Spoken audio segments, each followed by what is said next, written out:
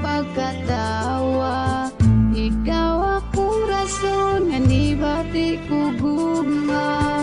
Ikaw akong rason nga nabuonin kang taog. Salamat kay ikaw akong nakaila.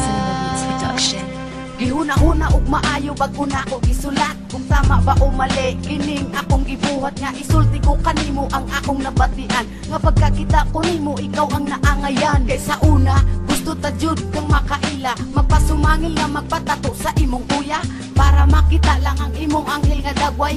Kaysa matag adlaw maunay akong kalipay. Ug ang isa nga nitatak sa akong kasing-kasing ang imong pagkabuutan, unya dili pud papiling. Kaysa una nagduda ka sa ako nga maldito, pero akong gipakita ang ako ang pagkatao. Ug buhaton ko tanan para lang makita nimo nga ang pag-amping ko kanimo ka na kay seryoso. Ug punta na lang sa ako di ka matingala. I'm just telling the truth na kung sikretong paghigugma sa imuha. Ikaw akong rason sa akong pagkatawa. Ikaw akong rason nga nibati ko gugma. Ikaw akong rason nga nabuonin kang taog. Salamat kay ikaw akong nakaila. Wayra sekretarya hatagi kog higayon nga ma-prove na ko sa imo pag-abot sa panahon. Og ipakita na ko kung unsa ka importante ang gitawag na kong idol nga buutan nga babae. Grabe nga kalipay ang nabati ko sa imo, kay ikaw pirmi sulod sa pag-ampo ko sa Ginoo.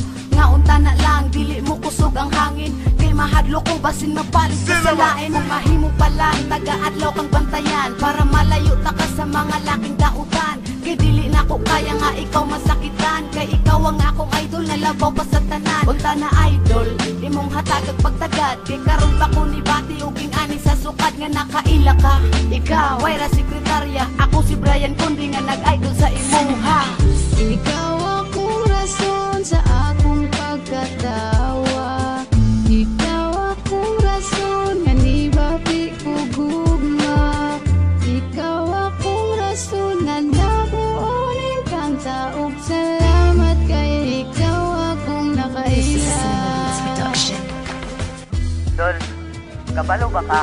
Nga ikaw ang buktong starter nga nagapasiga sa akong bukma nga na-ponder. I love you, Dol. Ikaw akong rason sa akong pagkatawa. Ikaw akong rason nga nibati ko gugma. Ikaw akong rason nga nabuonin kang taog. Salamat kay ikaw akong nakaila. Ikaw akong rason sa akong